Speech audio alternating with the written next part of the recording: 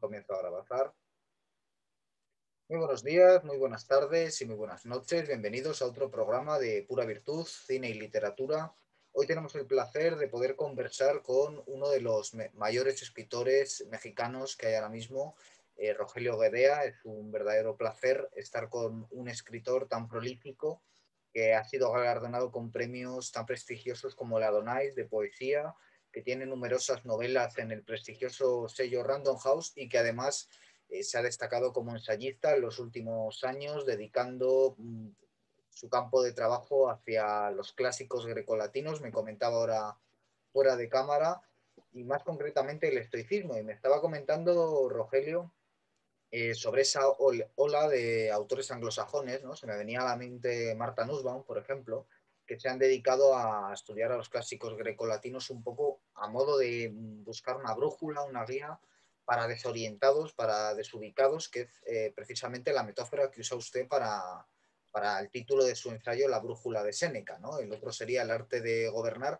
¿Cómo nace en un poeta ese interés que puede chocar a algunos por el arte de gobernar, por los clásicos grecolatinos, por la filosofía, que son cosas tan apegadas a la realidad frente a este tópico que circula sobre los poetas como unos personajes a los que la realidad les suele resultar molesta? ¿Cómo convive esas dos rostros dentro del escritor Rogelio Guedea?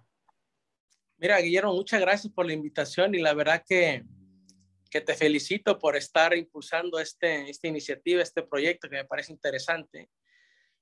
Muy interesante, pues, para ir dando a conocer ideas que están sobrevolando ahora en un mundo en el cual más que nunca necesitamos una brújula, sobre todo en tiempos de pandemia. Me voy dando cuenta conforme voy escribiendo, voy al mismo tiempo pensando y voy reorganizando mi obra y viendo a ver hacia dónde va, etcétera.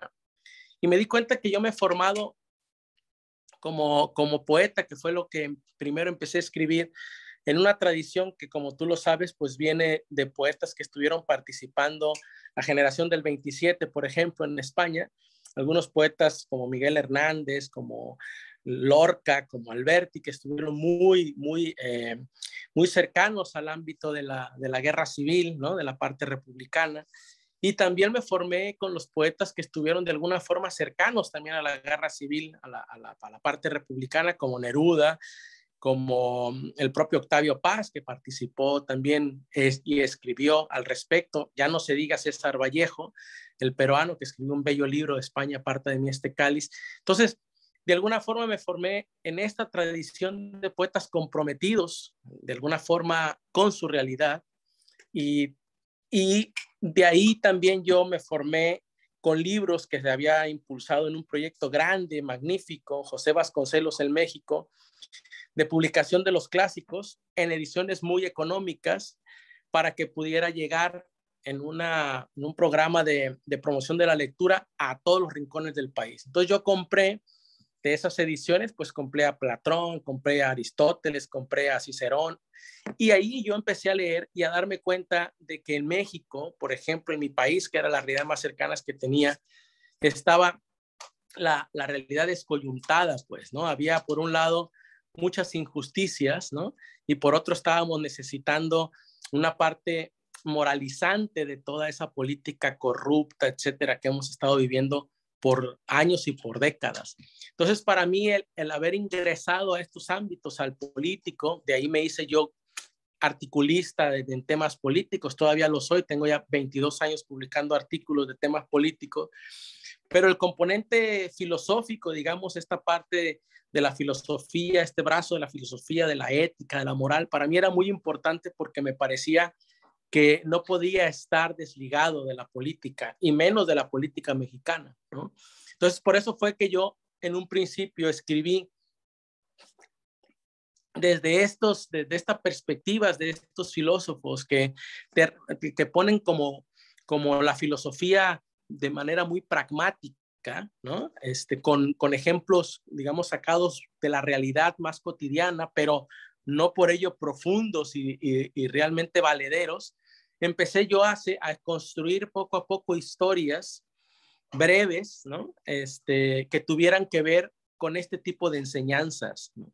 y que de manera cotidiana pudieran mostrarnos, digamos, una realidad más allá, ¿no? Digamos, una realidad metafísica más allá de la figurativa o de la real que todos los días vivimos. De ahí fue como nació la brújula de Séneca, por ejemplo, ¿no? Que yo combiné, tú que tienes este programa que combina varios ámbitos, digamos, cine, literatura, etcétera. Yo combiné también porque al mismo tiempo soy un escritor de microrelato, de ficción, ¿no? Pero esta ficción utilicé las técnicas, digamos, del microrelato para, de alguna manera, asobronar, como decimos en mi país, o permear, ¿no? Con esta forma literaria con contenido, digámoslo así, filosófico. Y de ahí nace la brújula de Séneca y posteriormente nace el proyecto de El arte de gobernar, ¿no? Que publicó también Almuzara y que tiene que ver con un homenaje, un gran homenaje muy cercano también a nuestra realidad, de los grandes pensadores, de los grandes filósofos de la filosofía política, ¿no?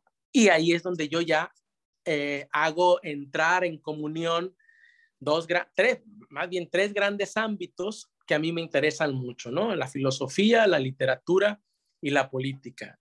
Utilicé la forma, ¿no? La forma literaria que utilicé fue el microrelato, digámoslo así, pero lo permeé con contenido filosófico y con contenido político, ¿no?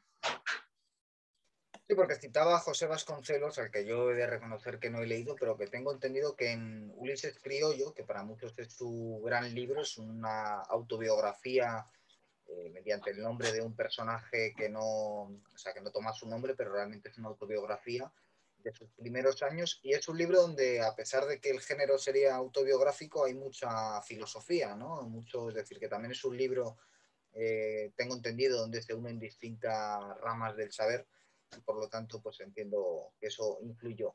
Pero ¿por qué de todos los filósofos antiguos? Porque, bueno, en el arte de gobernar habla de Confucio, habla de Cicerón, pero ¿por qué de todos escoge para el primer libro centrarse en Séneca? Es decir, ¿qué encontró de que le cautivara en este autor?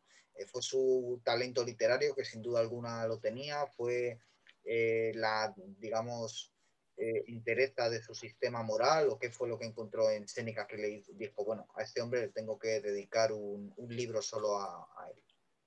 Bueno, a mí me interesa mucho Séneca, de hecho lo sigo leyendo, ¿no? Lo tengo aquí en mi mochila porque pues son fuentes inagotables y me ha asombrado mucho, Guillermo, en este tipo de filósofos. No digo que en otros no, porque también he leído a los contemporáneos, sobre todo en sus aspectos más divulgativos, del ensayo más divulgativo, los ensayos de Eco, los ensayos, etcétera, ¿no? De Humberto Eco, ¿no? Entonces, que también nunca carecen de estilo y que son pues muy punzantes, etcétera, y que analizan la realidad, ¿no? Contemporánea. Hay una larga lista de autores que he leído, pero en realidad, por mi propia formación, me quedé mucho en los autores clásicos, en donde creo que, así como sucede con los autores que dicen, pienso ahorita bote pronto en un Jorge Luis Borges, ¿no? Cuya obra poética y literaria yo valoré mucho a la luz de haber leído después su autobiografía que me encantó, pero como decía él, que él estaba contenida toda su obra, digámoslo así, en Fervor de Buenos Aires, ¿no? Que cuando él escribió Fervor de Buenos Aires, perdón, ahí estaba la semilla de todo lo que escribiría después, ¿no? Sí lo creo porque yo leía prácticamente todo, ¿no? Por lo menos toda su poesía y ficciones, etcétera, de Borges, y es verdad, son temas recurrentes de él a los que vuelve todo el tiempo. Y yo creo que en la historia, digamos, de la filosofía o de la humanidad, como se ha dicho, pues todos los filósofos posteriores a Platón o Aristóteles son comentarios, ¿no? O avanzadas a su propia obra filosófica. Yo lo creo así, por ejemplo, con Séneca, ¿no? Séneca me parece que es un escritor que tiene tantas aristas, ¿no? Que ha dejado tantas puertas también abiertas, que ha sido tan contundente en su estilo, que he visto yo que ha sido traspasado además por la experiencia de la vital, porque hay muchas cosas que encuentro en él que no pasaron solamente por la experiencia, digamos, intelectual, sino también vital, por la sangre, por las entrañas. Pues él vivió el destierro, sufrió lo que era el poder autoritario, etcétera, etcétera. Y a mí eso me identificó mucho, pues, porque también soy un autor que debe estar, ¿no? Permearme la sangre, permearme las entrañas para poder yo tener como estas epifanías.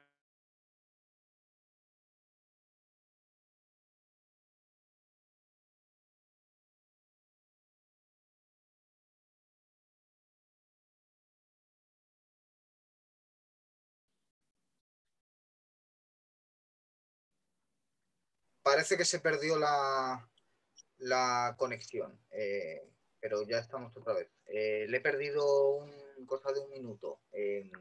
Sí. Que me estaba diciendo que producía una Bueno, especie de epifanía, ¿no? Todas las aristas a de mí, Séneca. exacto, a mí todas las aristas y toda la reflexión que hace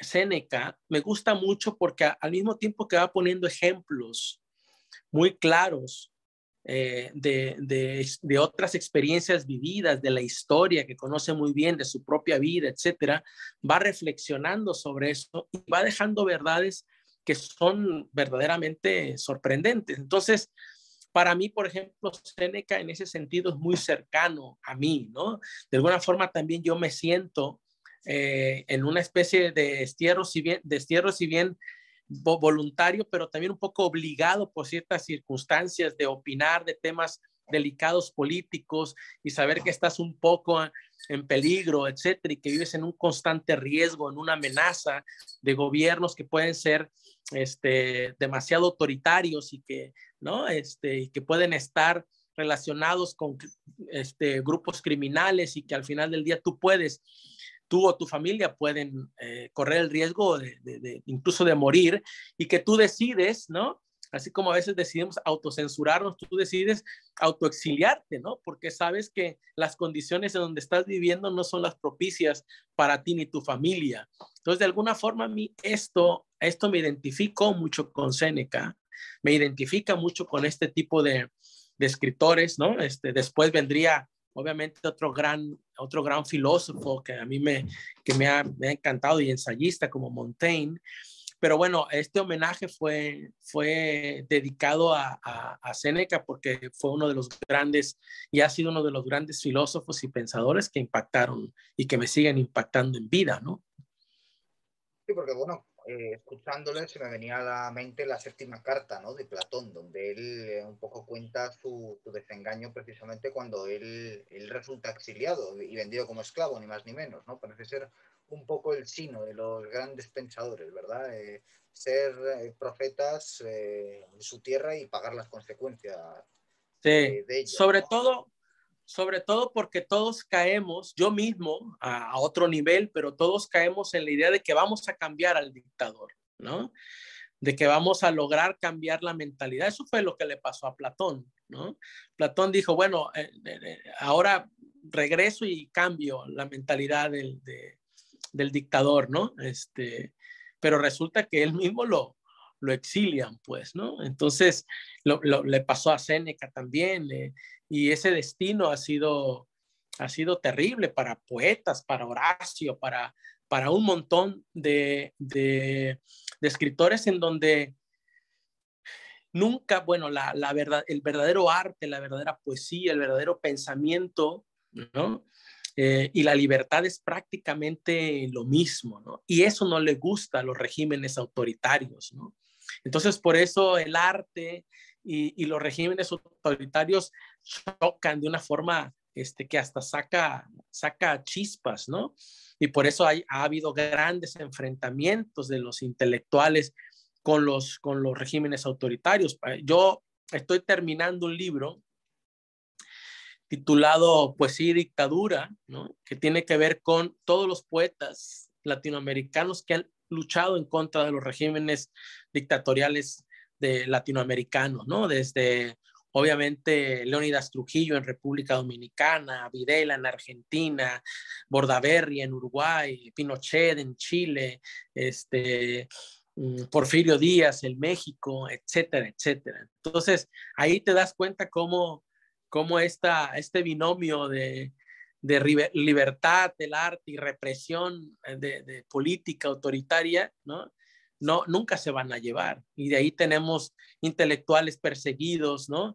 Asesinados, ¿no? Ahora estoy haciendo un ensayo sobre Roque Dalton, por ejemplo, en El Salvador. Es un poeta muy importante, revolucionario, con una gran poesía también totalmente social, revolucionaria, política, que luchó en contra de toda la sucesión de dictaduras que hubo militares en El Salvador. Fue asesinado incluso por su propio partido porque hubo problemáticas internas, él era marxista, problemáticas internas en la izquierda salvadoreña y lo asesinaron cuando tenía 40 años, pero él estuvo 2 veces en la cárcel. En una ocasión ya lo iban a matar y cayó el dictador en turno y salió libre. Y en otra ocasión ya lo iban a matar y se cayó, hubo un temblor, se cayó la cárcel y escapó, ¿no? Y al final fue asesinado. Su destino fue terrible porque fue asesinado por los propios colegas que por chismes, digamos, y marrullerías ahí, y lo consideraron un traidor de la causa izquierdista y lo mataron, ¿no? Entonces no se sabe dónde está su cuerpo todavía ni nada, pero fue un poeta, digamos, como modélico en ese sentido de lucha contra los regímenes autoritarios, pues, ¿no? Que ha habido y han existido, pues lo sabemos, incluso en aquella Roma autoritaria, dictatorial, etcétera, que hacía incluso que poetas como Horacio, grandes poetas como Virgilio, les tuvieran que cantar, ¿no? A estos emperadores autoritarios, porque de otra manera, pues sabían ellos que o se iban al exilio o que era una de las cosas más terribles en la antigüedad o los asesinaban, ¿no? Sí, también de Lope de Vega, ¿no? Mismamente, que ya es posterior, conservamos cartas donde se relata la vida que él llevaba pues como prácticamente un siervo, que veía a su amo vomitar y tenía que ayudarle, ¿no? Y piensa uno, bueno, uno de los poetas más grandes y tenía que dedicarse a estos menesteres. Entonces, ¿cómo sería un poco esa relación? Porque me ha interesado mucho entre poesía y dictadura, porque es cierto que normalmente se suele poner el acento en todos estos poetas que cantaron a los tiranos, no ya por obligación, sino convencidos, pero un poco por lo que nos ha adelantado, parece que usted se centra más en esos otros poetas que lo que han intentado es cantar a la utopía, cantar digamos, albergar un mejor estado de las cosas, y quizás ahí los ejemplos sean más difíciles de encontrar, ¿no es cierto? Bueno, acá, por ejemplo, en Latinoamérica ha habido grupos de poetas importantes que han luchado bastante por el tema de la democracia, por democratizar una Latinoamérica que ha tenido como, digamos, sello principal los regímenes autoritarios, pues, ¿no?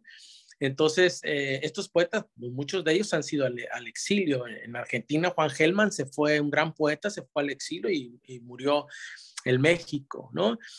Otto René Castillo en Guatemala, también que estaba luchando contra la dictadura de Guatemala, de Barnés en ese momento, fue asesinado y quemado en la montaña junto con su pareja, con su mujer, ¿no? Entonces, pero todos ellos Pedro Mir, por ejemplo, hizo uno de los poemas más bellos, Hay un país en el mundo, lo escribió en Cuba, pero exiliado básicamente por todo el régimen autoritario de Leónidas Trujillo. Entonces, lo que estoy haciendo es de que hay toda una obra, toda una tradición de poesía revolucionaria, social en Latinoamérica. El propio Ernesto Cardenal es otro caso emblemático porque lucha contra la dictadura de los Somoza, que fue una dinastía que duró casi más de 40 años y que al final del día gana la revolución sandinista en Nicaragua y gana junto con Daniel Ortega, quien fue pues digamos su compañero de lucha. y Daniel Ortega ocupa la presidencia, etcétera, y se convierte en un dictador, ¿no? Y después empieza a perseguir a Ernesto Cardenal, porque Ernesto Cardenal le dice, eres un dictador y te has convertido en todo aquello que por lo que estuvimos luchando. Y ahora Daniel Ortega pues se ha dedicado a reprimir estudiantes, a asesinar, a torturar, etcétera, y se ha convertido en un dictador, ¿no? Entonces, toda esta tradición de poesía latinoamericana ha estado, digámoslo así, de manera desperdigada, y no ha habido y no hay un estudio que las concentre todas, que las ponga en un mismo, digamos, en un mismo bloque, y que se pueda ver, que el lector lo pueda ver todo en conjunto y que pueda decir, wow, sí, hay una tradición aquí de poesía social revolucionaria importante que no pierde su calidad estética, pero también aquí hay una tradición de intelectuales que lucharon por democratizar Latinoamérica. Esta fue lo que les pasó. Esta fue la política, digamos, la historia política también de Latinoamérica de la última centuria. Y aquí tenemos una fotografía de eso, pues, ¿no? Y de lo importante que es también que el intelectual siga luchando por este tipo de causas, ¿no? De democratizar el país, de acabar con estos autoritarismos, con estos populismos, etcétera, que son tan peligrosos y tan dañinos para cualquier sociedad, ¿no? Y por volver un poco al campo en fin, de los filósofos que ha estudiado, cuando se puso a trabajar en ese ideal del gobierno, del gobernante, por mejor decir, ¿cuál sería un poco el decálogo de rasgos que atribuye al buen gobernante y sobre todo cómo contrastan con la realidad? Porque antes también he hablado de la corrupción, que yo creo que es extensible a prácticamente toda la hispanidad, es decir, España y toda Hispanoamérica parecen estar invadidas por la corrupción. Yo supongo que también cuando usted redactó ese decálogo de en qué consiste el arte de gobernar, qué rasgos lo componen, claro, al constatarlo con la realidad también sentiría cierto desasosiego, o por lo menos supongo que diría, bueno, estamos lejos de este ideal, ¿no? Sí, bueno, Guillermo, hay una serie de elementos muy importantes que, que me parecen fundamentales, digamos, para poder entender una sociedad en otros términos, pues, una sociedad, digamos, ideal, ¿no? A la cual obviamente sabemos que es muy difícil llegar, pero que por lo menos tenemos que allanar un poco el camino para aspirar a ella. En Latinoamérica está clarísimo, después de todos los análisis que yo he hecho, y más allá de hablar, digamos, de que la educación es sumamente importante, etcétera, acabar con la impunidad es sumamente importante para, obviamente, acabar con seguir impulsando, digamos, o promoviendo la corrupción, todo esto. Pero yo igual vuelvo a los filósofos grecolatinos, etcétera, y a esta idea que a mí me parece, por lo menos que en Latinoamérica nosotros deberíamos de empezar a trabajar de una forma profunda, y que es el respeto al Estado de Derecho, ¿no? Yo soy abogado también, soy licenciado en Derecho, y trabajé muchos años, como 5 años, trabajé en el Ministerio de Justicia de México. Y me di cuenta por todos los casos que vi, por toda esta impotencia que produce en la ciudadanía la corrupción, la impunidad, y por toda esta gama, ¿no?, de diferentes colores que tiene la corrupción, etcétera, en el país, y las formas, las estructuras, de cómo se ha estructurado, digamos, las diferentes sectores sociales, etcétera, y las instituciones sobre todo. Me parece que el gran vacío que existe ahí, y que al final del día es un nudo gordiano, porque lo tienes que acabar a través de la educación, pero luego si no hay respeto a la educación, pues el Estado de Derecho tampoco se respeta, y si no hay, si me explico, es un nudo gordiano ahí que no sabes cómo salir. Pero yo sí creo que el Estado de Derecho y las instituciones en los países latinoamericanos, y el que más conozco yo en México, es el tema del Estado de Derecho, del respeto a las leyes, ¿no? Del respeto a un estado de cosas, digamos, que están sujetas a una constitución, y que es lo que convierte a una verdadera república, ¿no? Nosotros tenemos la república mexicana, digamos, ¿no? Pero una república en realidad está sujeta a un Estado de Derecho fuerte, ¿no? Y nosotros en realidad tenemos el Estado de Derecho sumamente deteriorado, ¿no? Y creo que en toda Latinoamérica padecemos ese mismo mal, ¿no? Cuando yo leí, por ejemplo, cuando yo leí a las leyes, por ejemplo, el Leviatán, los libros de todos estos filósofos de la filosofía política, y llegaba a hacer, digamos, comparaciones con lo que estaba sucediendo en mi país y en Latinoamérica completa por este estudio que estoy realizando, me di cuenta que nosotros adolecíamos de eso, ¿no? Y me di cuenta también que la antigua división que se hizo, por ejemplo, de lo que era el gobierno de uno, ¿no? Que era la monarquía, pues era buena, ¿no? Pero la tiranía era mala. La aristocracia, digamos, era buena, pero la oligarquía era mala y el gobierno de muchos, digamos, la democracia era mala, pero la república era buena, ¿no? Ahora, bueno, la democracia se ha convertido en una panacea, pero en el pasado no era, no era positiva, digamos, ¿no? Y ahora lo que yo sí creo es que es fundamental que nosotros empecemos a urdir en nuestros países, en Latinoamérica, en México, un Estado de Derecho fuerte, en donde esté más fuerte que el poder político. Porque en Latinoamérica el poder político es más fuerte que el poder de la ley. Y ahí es donde yo creo que nos estamos todos yendo hacia un abismo, porque cuando el poder político es mayor al poder de la ley, pues tenemos actos de impunidad, de corrupción tremenda, una espiral de corrupción tremenda, y eso ocasiona impotencia en la sociedad, ¿no? Apatía, indiferencia y no poca participación en la vida democrática del país, ¿no? Entonces genera violencia. Nosotros tenemos una espiral de violencia tremenda, pues, ¿no? Genera una rabia consuetudinaria también terrible que ocasiona que la sociedad se convulsione y que no vaya a ninguna parte. Nosotros estamos enfrascados ahora en México, polarizados por pleitos entre un bando y otro bando, como si los países funcionaran así, pues, ¿no? Entonces, a mí me parece que ese aspecto de todo lo que yo he, digamos, recorrido, y claro, vivo equivocándome, no tengo la verdad absoluta, pero siempre he caído en lo mismo, en que debemos nosotros hacer que el poder de la ley sea, por una vez en la vida, más poderoso que el poder político y que los poderes fácticos que existen alrededor del poder político. En nuestro caso, incluso podría agregar en este ámbito a los empresarios, pero también al crimen organizado. ¿Me explico? Como un poder fáctico potente, ¿no?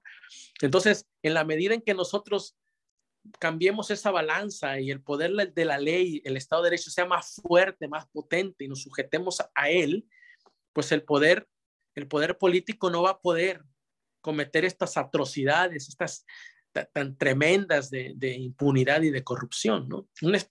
Yo he pensado y reflexionado en países como Estados Unidos o en países donde hay unos grandes segmentos de la sociedad, aún con sus carencias y sus luchas, pero si ellos no se sujetaran al poder de la Constitución de alguna forma, y cada quien, ¿no? Los grupos, las comunidades árabes o asiáticas, hicieran lo que quisieran y lo que les dictara sus propias costumbres, pues aquel país sería un desastre, pues, ¿no?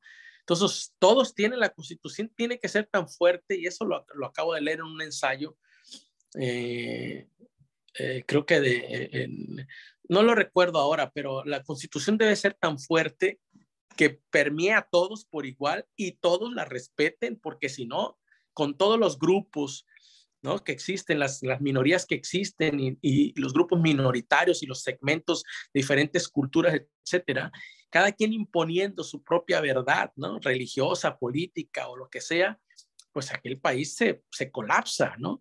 Y nosotros es lo que está sucediendo de alguna u otra manera, porque sigue siendo el poder político mayor que todos los poderes, ¿no? En lo poco y en lo mucho, Guillermo. Entonces, podríamos decir que si la corrupción es la misma, porque digamos la condición humana es la misma, también la comprensión de alguna manera puede ser semejante.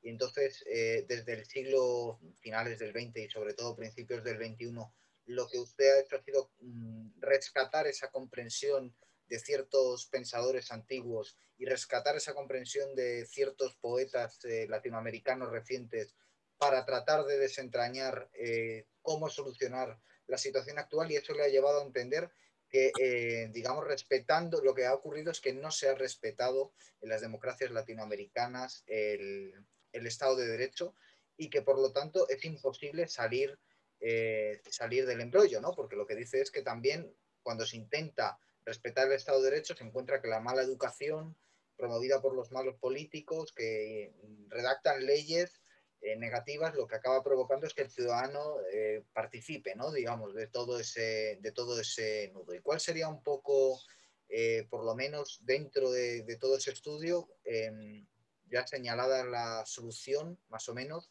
cuál sería un poco lo que produce consuelo? Es decir, supongo que también estos pensadores habrán dado, que es algo muy de los filósofos antiguos y de Séneca en particular, píldoras morales para la resistencia, ¿no? De nuevo el estoicismo, para soportar esa situación de, bueno, es un nudo que parece irrompible. ¿Cuál sería un poco lo que a quien nos pueda estar viendo y que se sienta identificado le diría a usted rescatando a estos autores antiguos o a estos poetas recientes que ha estudiado?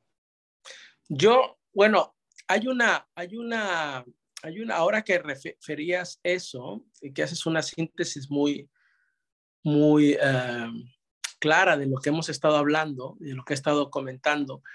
Hay un autor, Bosch, que fue el que continuó, que fue el presidente después de Leónidas Trujillo, que, eh, que escribió un libro sobre el régimen de Trujillo, etcétera, y sobre otros regímenes dictatoriales, y él hablaba de no recuerdo exactamente el término, te mentiría porque de pronto con tanta información, pero él hablaba como de una que manejaba Leónidas Trujillo, una como legalidad ficcional, pues, ¿no? En donde todo parece que es legal y se establece la democracia y hay votaciones y etcétera, etcétera, pero que todo al final del día es una ficción porque los votos se compran, porque los encargados de organizar las elecciones se venden, etcétera, etcétera, ¿no? Entonces vivimos en una supuesta democracia ficcional, pues, ¿no? En donde todo parece que es legal y todo, pero nada es legal porque es una ficción. Ese término me pareció maravilloso para un poco poder definir lo que está pasando en Latinoamérica en ese sentido. Ahora, ¿qué daría yo como esperanza después de ver que toda la vida, como decía el propio Cicerón, que la vida es milicia, que la vida es lucha?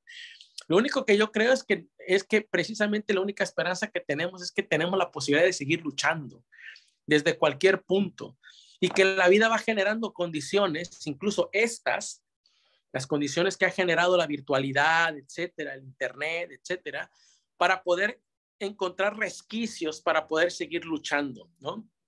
Antes, por ejemplo, en nuestros países, etcétera, en México, pues no teníamos el internet, no teníamos las redes sociales, que ya sabemos, ¿no? Ya sabemos los demonios que cargan, pero antes eran 3 periódicos en mi ciudad, en los cuales tú te informabas y te decían lo que querías que escuchara, porque el gobierno les pagaba y el gobierno los tenía, digamos, sujetos, subordinados a su mandato, pues. Ahora eso se terminó y da esperanza saber, digámoslo así, que empiezan a haber otros resquicios, fuentes de información, etcétera, con las cuales el gobierno ya no se puede, o los poderes fácticos ya no se pueden salir con la suya, pues, ¿no? Tan fácilmente. Entonces, para mí, por ejemplo, la esperanza radica en encontrar nuevas maneras de resistencia y nuevas maneras para seguir luchando en contra de, de las injusticias, digámoslo así, o de los demonios, digámoslo así, que vivimos en nuestro presente, pues, y que obviamente no serán ni los últimos ni han sido los primeros, pues, porque cuando uno lee a mí que me interesa mucho también la historia que ha habido de la historia universal y la historia de los diferentes pueblos, pues todo ha sido una secuencia de luchas, ¿no? Por gobernar, por dejar de ser gobernados, por etcétera, por conquistar, por no dejarse conquistar, tanto en pueblos como en seres humanos, ¿no? Y entonces a mí lo que me queda es este resquicio de ver que seguimos teniendo maneras para poder seguir luchando en contra de eso, ¿no? Y que pese que las cosas en Palacio van despacio, pero siempre vamos conquistando cosas, ¿no? En México te podría decir que vamos conquistando cosas muy importantes. La literatura, por ejemplo, escrita por mujeres, ha ganado un terreno muy importante y hoy por hoy te puedo decir que lo que se está haciendo en literatura más importante lo están haciendo las mujeres, pues, ¿no?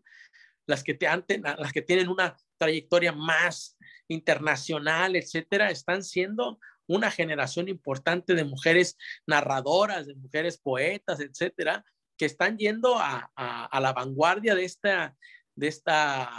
la tradición literaria mexicana actual, pues, ¿no? Entonces, ya es una conquista por la que ellas estuvieron luchando por años, ¿no? Se siguen asesinando muchas mujeres, sigue habiendo muchos feminicidios en México terribles, ¿no? Todos los días. Pero por otro lado tenemos estas conquistas que me parecen importantísimas y que yo creo que se están dando en Latinoamérica porque estoy viendo también nombres de mujeres en otros países latinoamericanos que están teniendo una voz muy importante, no solo fuera de su propio país, o sea, no solo dentro de su propio país, sino fuera también del mismo, ¿no? Y podríamos decir que ya no solo desde un punto de vista biográfico, sino también casi metafísico, la condición del poeta es el exilio, o esto sería una pedantería, o tiene algún tipo de base real, usted que ha estudiado tantas biografías de poetas, tantas obras. Cuando el poeta nace en, en una sociedad, ¿no? Dentro de un sistema opresor, la tendencia principal del poeta, ¿no? Del verdadero poeta, digamos, porque para mí el verdadero poeta es digamos, el que se arrodilla a la libertad, ¿no? El que se entrega a la verdadera libertad, porque no creo que haya arte verdadero sin esta bullente libertad que lo requiere. Sí, es su condición, ¿no? Puede morir ahí, ¿no? Lo pueden asesinar ahí, o tiene que buscar vías, ¿no? Para, para salvarse de la muerte y exiliarse o autoexiliarse o verse obligadamente empujado a irse al exilio, ¿no? Para mí es una condición en ese sentido terrible y como te digo, hay Mario Benedetti en Uruguay se exilió, Juan Gelman se exilió, ¿no? Pedro Mir se exilió, Ernesto Cardenal se tuvo que exiliar y luego regresar clandestinamente, Roque Dalton estuvo mucho tiempo exiliado, y así prácticamente todos los escritores de Latinoamérica, bueno, Alberti se exilió, ¿no? Miguel Hernández fue asesinado, Lorca fue asesinado, y así podemos ir en una cadena hacia atrás, ¿no? En donde ha habido regímenes totalitarios y normalmente los poetas se han tenido que exiliar o han sido asesinados en estas causas de lucha contra el totalitarismo, ¿no? Sin duda, y bueno, yo creo que efectivamente está por hacer un trabajo como el que ha descrito antes, ese mapa con todos los grandes poetas. Y bueno, no sé si quiere hacer algún tipo de reflexión final, tanto, bueno, le dejo un poco abierta la beta, tanto sobre el tema del arte del buen gobierno, técnica, el trabajo que tiene usted en marcha, en fin, por si quiere darnos una pincelada a modo de cierre. Bueno, Guillermo, a mí me interesa mucho este tipo de diálogos, sobre todo, por ejemplo, con España, a través tuyo y del trabajo que estás haciendo, que en ocasiones parecen como, ¿no? Como como tiros aislados al aire, ¿no? Entre tanta información que recibimos todos los días y etcétera. Pero estos diálogos son importantes hacerlos y dejarlos porque van generando nuevas ideas, van generando más pensamiento crítico, van generando reflexiones sobre nuestro presente, basadas en nuestro pasado y con intenciones de ver hacia lo que queremos que sea, digamos, el porvenir más inmediato, y creo que son importantes hacerlas, ¿no? En mi caso, te digo, mi contribución es pequeña, pero creo que puede ir que sumada a lo que tú estés haciendo y a lo que otros estés haciendo, y puesto todo, como decimos en los ranchos mexicanos, puesto todo en el mismo surco, ya creamos una avanzada importante, ¿no? Para mí, bueno, es darte las gracias por la invitación, por este diálogo, que al mismo tiempo también me ha hecho ordenar mis propias ideas, ¿no? Y que continúes con el proyecto, y que en algún momento, bueno, volvamos a platicar cuando salga Poesía y Dictadura, volvamos a platicar al respecto y volvamos a ver cómo está el estado de cosas para entonces. Pues sí, ojalá y haya mejorado y podamos dedicarnos más a hablar de poesía y de dictadura. Es lo que todos esperamos, pero bueno, la realidad parece que no invita a ello. Desde luego el que está agradecido soy yo, y los que estarán agradecidos también serán los espectadores por haber podido contar con esta interesantísima charla. Ya saben que quien quiera más información, ahí tienen los libros, tanto los escritos como los que pronto tendremos de Rogelio Bedea.